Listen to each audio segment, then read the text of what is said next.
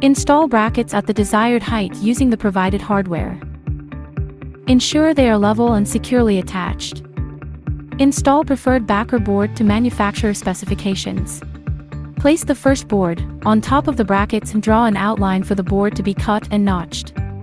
With the removal of the first board from the brackets, apply a bead of adhesive to the brackets.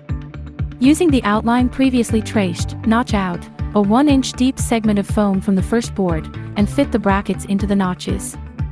With the first board now placed on the brackets, apply a bead of adhesive throughout the top of the first board.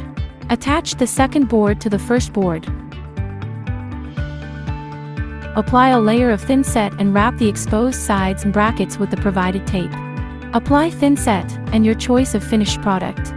The original floating shower bench kit. An original granite bracket product.